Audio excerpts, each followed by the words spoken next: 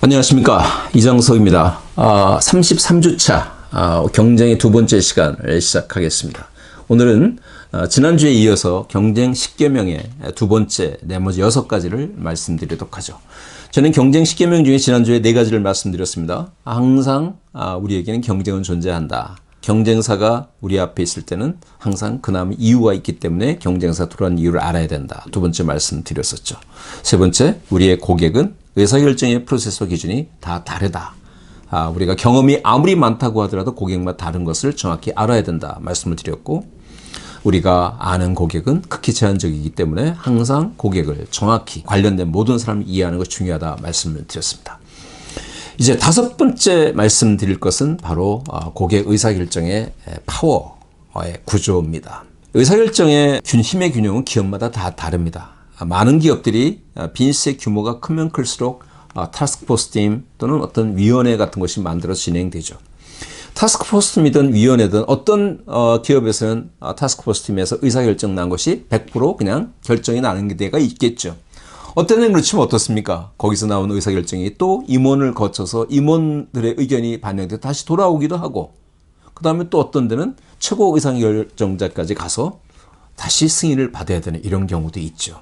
여러분들 여러 가지 용어들을 우리가 고민해 볼 수 있겠지만, 지난주에 말씀드렸던 의사결정의 기준 프로세스와 연동시켜서 생각해 보시면 어떻습니까? 조선시대 때 왕이 있다고 보시면 왕이 정승들이 올린 어떤 인사권을 가지고 인사안을 올려서 정승들의 의견을 그대로 받아들이는 사람이 있는가 하면, 어떤 왕은 무조건 3가지 옵션을 갖고 와라, 그 중에 내가 한 명을 뽑겠다, 이렇게 하는 왕도 있지 않습니까? 우리 기업도 그렇습니다. 제가 수없이 많은 고객을 만났지만 어떤 인사안이나 의사결정 또는 어떤 비즈니스에 대한 경우의 수를 얘기할 때 안을 올리는 것이 아니라, 자, 우리가 검토해 본 결과 A안과 B안이 존재합니다. A안과 B안 중에서 어디를 선택하셔도 괜찮습니다. 라고 올리는 경우도 많이 있습니다. 다르죠. 어떤 데는 뭡니까? 내가 의사결정이 우리가 검토했을 때 A, B, C안이 있는데 A안, B안, C안 장단점이고, 그래서 저희는 A안으로 가는 게 맞다고 생각합니다. 라고 하는 데도 있다는 거죠. 뭡니까? 다 다릅니다. 어떤 회사의 기업의 오너는 의사결정자는 최고 의사결정자는 밖으로부터 연락이 오거나 어떤 제안이 왔을 때 그 얘기를 듣고 다 실무자들은 얘기하죠. 이런 데를 검토해봐 라고 하는 의사결정자도 있고, 그런 연락을 받았을 때 도리어 실무자들에게 이런 데가 나한테 연락이 왔는데 이런 데는 배제시켜 라고 하는 공정한 CEO도 존재한다는 거죠. 다 다릅니다. 근데 사람들은 그런 것이 과거에 했던 하나의 케이스를 가지고 이렇게 하면 될 것이라는 생각을 하는 거죠. 절대로 알아야 되는 거죠. 그 회사는 의사결정의 힘의 균형과 힘의 행사의 방법과 힘의 행사의 공정성이 어떤가라는 것을 정확히 알아야 되는 거죠. 여기 그림에 보이는 것처럼 의사결정자가 방향을 제시하고 의사결정을 거의 좌지우지하는 기업이 있는가 하면, 오른쪽에 있는 것처럼 팀들한테, 실무자들한테 델리게이션이 일어나서 그들이 결정하도록 만들어주는 기업이 존재한다. 이것을 정확히 알아야지만 된다. 단지 조직과 타이틀과 지위에 의해서, 이름에 의해서 결정나는 것이 아니다라는 것을 5번째 경쟁 10계명을 제가 말씀드립니다. 참 어려운 주제입니다. 재밌는 주제입니다. 제가 경쟁 10계명 6번째는 고객은 항상 답을 얘기한다는 겁니다. 리더로 있을 때 어떤 잘못된 비즈니스의 케이스든 특히나 잘못된 것일 때 고객의 의사결정자와 만나서 시간을 두고 좀 얘기하다 보면 그들이 항상 저한테 얘기를 합니다. 제가 여러 번 얘기했었어요. 누구누구한테. 옆사장 누구누구한테 얘기를 했었어요. 근데 못 들으셨습니까? 고객은 항상 얘기를 합니다. 어떤 고객은 직설적으로 얘기를 하기도 하고요. 어떤 고객은 표정으로 얘기하기도 하고요. 어떤 고객은 우회적으로 얘기하기도 합니다. 이런 얘기를 해도 저희가 밤을 새고도 남겠지만, 제가 첫 출근한 영업자에게 수없이 많은 케이스가 나와 있지만 우리가 극히 제한되어 있으니까 오늘 여기까지만 얘기를 하죠. 고객은 반드시 답을 얘기합니다. 근데 그 답을 못 알아차릴 뿐이죠. 제대로 못 읽죠. 그래서 우리가 흔히 커뮤니케이션 할 때 리스닝이라고 얘기하죠. 경청을 한다고 얘기하는데, 고객과 대화를 함에 있어도 고객은 쭉 흘러가는, 어떤 사람은 강조해서 몇 번 얘기할 사람도 있고, 어떤 사람은 앞에 얘기하고 다시 끝에 결론을 맺어주는 사람도 있고, 어떤 사람은 슬그머니 얘기하는 경우도 있고, 어떤 사람은 암시적으로 얘기하는 사람도 있습니다. 근데 동일한 건 뭡니까? 중요한 것은 제대로 듣지를 못한다는 겁니다. 제대로 듣지 못하는 10가지 이유가 있습니다. 여러분들 다 여기 보시면 블록 10가지가 있잖아요. 뭐 성급하거나 조급하거나 상대방을 무시하거나 인정하지 않거나 여러 가지가 있잖아요. 근데 가장 위험한 리스닝의 리스크가 뭔지 압니까? 위시 베이스의 리스닝입니다. 많은 영업하는 사람들은 고객한테 어떤 질문을 했을 때 고객으로부터 내는 대답을 자기 나름대로 인터프리션 합니다. 해석을 그렇게 합니다. 여러분 이렇게 한번 생각해 보시죠. 세 사람의 영업 관련된 사람이 한 고객을 만났습니다. 상무님, 다음 주 목요일까지 의사결정이 나고 계약 프로세스가 완료되어야지만이 이 프로젝트를 성공적으로 진행할 수 있겠습니다. 그 상무께서 잠시 생각의 장기를 뜻하다가 고개를 끄덕끄덕 하다가 해봅시다 라고 얘기를 했다고 생각해 보시죠. 그 참석했던 3명의 영업과 관련된 영업 직원, 리더, 임원 3사람을 한번 얘기를 들어보도록 하죠. 어떻게 생각하십니까? 영업 직원은 뭐라고 얘기합니까? 제가 그 상무님을 아는데 상무님 저렇게 얘기하시면 해주시는 거라고 보여집니다. 리더는 뭐라고 얘기합니까? 그 양반 표정에서 약간 야릇함을 느꼈는데 임원은 뭐라 그럽니까? 내가 볼 때는 부정적으로 보여. 다 다릅니다. 위시 베이스의 리스닝이 영업의 수없이 많은 의사결정에 중요한 판단에 가장 큰 위험 요소입니다. 고객이 얘기하는 답을 정확히 객관적으로 냉철하게 드러낼 수 있는 능력, 이것이 정말 중요합니다. 그래서 잘 듣기 위해서는 여러 가지가 있죠. 그래서 중요한 것은 뭡니까? 잘 듣는 것이 아니라 이해하는 것이 중요하다. 경쟁 10계명 6번째, 고객이 얘기하는 답을 제대로 이해하는 것이 정말 중요합니다. 거기에 따라서 영업 전략과 영업에 대한 의사결정과 제안의 방법과 노선의 변경이 다 결정나는 거니까요. 네, 고객이 하는 얘기를 제대로 듣지 않고 내가 바라는 대로 해석하고 위시 베이스의 커뮤니케이션을 했을 때 재앙은 다가오는 거죠. 그것을 6번째 제가 다시 한번 강조드립니다. 이것도 우리가 참 공급 씹어봐야 될 얘기입니다. 많은 영업 직원들, 비즈니스하는 직원들이 고객 또는 관련된 사람들과 얘기할 때 상당히 많은 얘기를 하죠. 얘기를 참 많이 합니다. 우리 제품은, 우리 솔루션은, 우리는 이러이러한 경험이 있어요. 자랑을 많이 하죠. 대부분의 고객은 그럴 때 가만히 듣지요. 우리가 이런 데 익숙해서 상당히 문제가 있는데, 그래서 우선은 첫 번째 지적할 것은 고객과 얘기를 하는 것보다 질문하는 것이 중요한데, 제가 드리는 말씀은 여기서 고객은 우리가 아무리 장황하게 장점을 얘기해도 우리의 약점을 먼저 알고 있다는 겁니다. 7번째, 고객은 우리의 약점을 너무너무 잘 알고 있다는 겁니다. 그런데 많은 비즈니스하는 직원들은 가서 우리 약점을 감추려고 하고 우리의 강점만 내세우려고 하죠. 거꾸로 해야 됩니다. 거꾸로 해야 됩니다.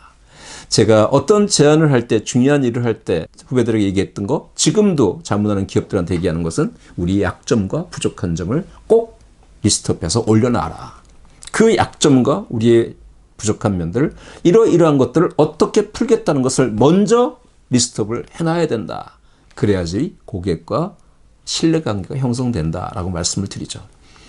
절대 잊지 마십시오. 경쟁 10계명 7번째, 우리의 약점을 고객은 너무나 잘 알고 있다. 감추려고 노력할수록 더 고객은 움츠리고 거부감이 커져간다. 이것이 7번째 여러분들께 말씀드린 경쟁 10계명이 되겠습니다. 8번째는 지난주에 말씀 4번째 10계명에 연동되는 문제죠. 고객은 수없이 많은 관련자가 있죠. 더 중요한 것은 뭡니까? 여러분들, 우리를 바이하고 좋아하는 고객보다 우리를 반대하는 사람이 더 많다는 겁니다. 그것을 찾아내야 됩니다. 경쟁의 가장 중요한 것은 뭐냐? 우리를 반대하고 우리의 부정적인 의사결정자에 관련된 사람이 누군가, 그것을 알아야 되는 것이 중요하다. 그런데 사람들은 아까 커뮤니케이션에 나왔던 것처럼 긍정적으로 자기의 희망대로 소망대로 해석하거든요. 나한테 좋은 말 해주는 고객만 만나고 나에게 긍정적인 얘기해주는 관련자들만 소통하는 습관이 있거든요. 그렇지만 우리를 반대하고 부정적이고 냉철하게 비판하는 의사결정자와 관련된 사람이 누구냐? 그 사람들이 더 많다는 것을 알고 그것을 해결해 나가는 과정이 영업의 크로징 또는 경쟁에 이기는 길임에도 불구하고 이것을 무시한다는 거죠.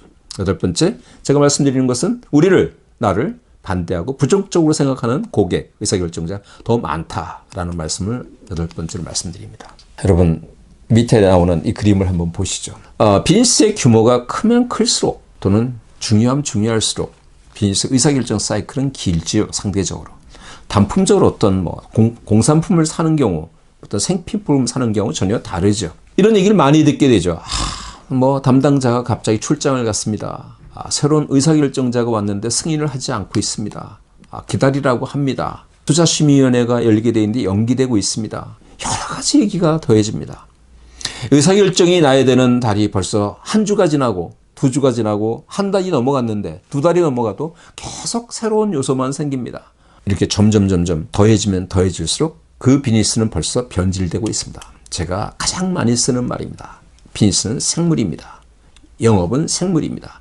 시간은 적입니다. 제가 흔히 많이 하는 얘기로 집을 이사 갈 때도 날짜가 있습니다. 그죠?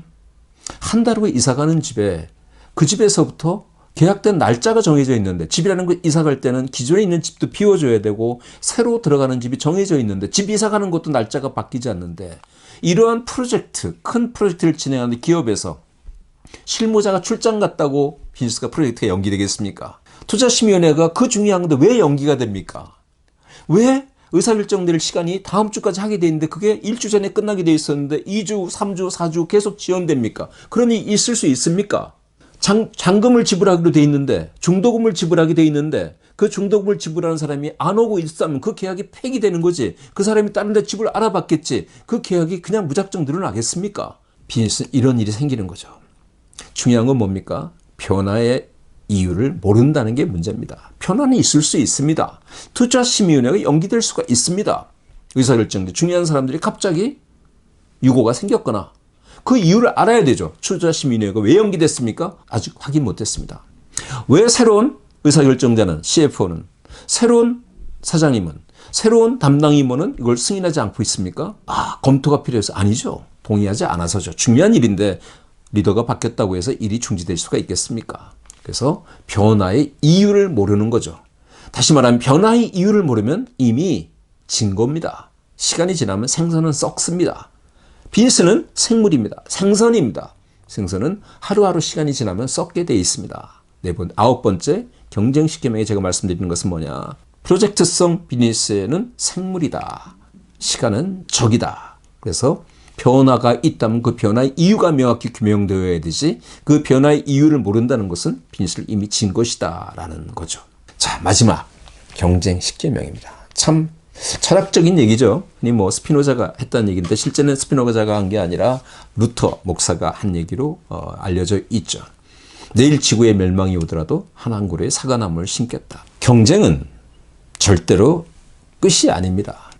윈 오아 로스는 절대로 끝이 아닙니다. 비즈니스의 윈은 새로운 비즈니스를 위한 시작이고 로스도 새로운 비즈니스를 위한 시작입니다. 질 때 깨끗이 잘 져야 됩니다. 비록 지금 오랫동안 우리가 수없이 많은 시간을 써서 노력했던 일이지만, 로스를 했지만, 이제 앞으로 1년 동안은 또는 길게 3년 동안은 이러한 유사한 프로젝트를 이 고객과 할 일이 없지만, 그렇지만 그 마무리는 깔끔해야 됩니다. 고객이 도리어 미안하게 생각하게 해야 되고, 고객의 의사결정자가 아쉬움을 느끼게 해줘야 되고, 고객에 관련된 사람들이 저들은 다르다는 생각을 해줘야 됩니다. 그래야지만이 1년 후에, 3년 후에, 10년 후에 기회가 옵니다. 경쟁은 매우 중요한 끝없는 생태계의 윤회입니다. 반복입니다. 그런데 상당히 많은 영업조직은 내가 이 비즈니스를 치면은 거기에서 모든 것이 끝나는 걸로 하고 돌아서서 나올 때 아주 잘못된 어글리한 모습을 보이고 나오죠. 그래서 후배들이 그 회사가 미래에 절대로 비즈니스를 못 가져가도록 만들게 하고 나오죠. 이것이 가장 심각한 주제입니다. 어떻게 보면 잘못된 비즈니스의 결과가 나빠서 우리가 아픈 과거를 가지고 있다는 얘기는 미래에 더 좋은 일만 있을 수 있다는 겁니다. 그래서 영업하는 직원들, 리더들은 경쟁에 졌을 때 깨끗이 지고 그다음 미래를 위해서 그때서부터 열심히 준비를 해야 되죠. 국회의원 선거에서 낙선된 사람들이 왜 낙선에 대한 인사 말씀을 붙이고 낙선된 그날부터 다시 4년을 위해서 선거운동을 하겠습니까? 경쟁도 똑같지요. 그런데 우리는 이런 것을 간과합니다. 그래서 여러분들께 이제까지 경쟁식계명을 2주에 걸쳐서 말씀을 나누었습니다. 한 주에 할 수가 없었기 때문에 여러분들 양해해 주시기 바라고, 자, 10가지를 봤을 때 경쟁은 뭡니까, 여러분? 경쟁은 경쟁사와 싸우는 거라고 생각하지 않습니까? 그렇지 않습니다. 제가 10가지 2주 동안 말씀드렸던 10계명 중에 2가지만이 경쟁사와 관련된 얘기들입니다. 그죠? 경쟁 분석, 이런 거 아주 일반적인 얘기들입니다. 8가지가 뭡니까? 고객과 관련된 얘기들입니다. 다시 말씀드리면 비즈니스 경쟁의 키워드는 경쟁사가 아니라 고객이라는 겁니다. 우리의 경쟁은 누굽니까? 고객입니다. 고객한테 답이 있습니다.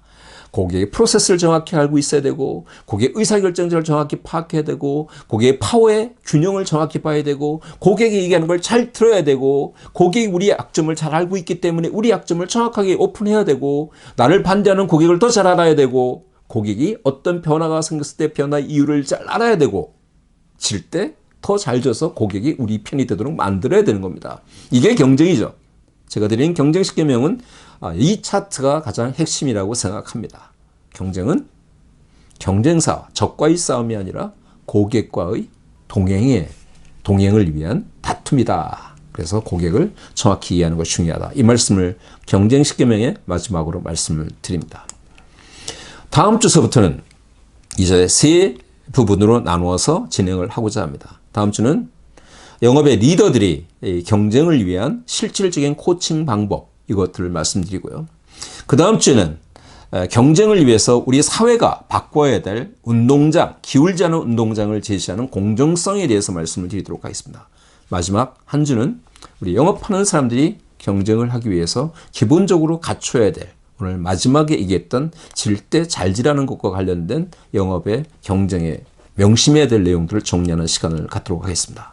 2주 동안 경쟁 10계명에 대한 얘기를 장황하게 같이 공유했습니다.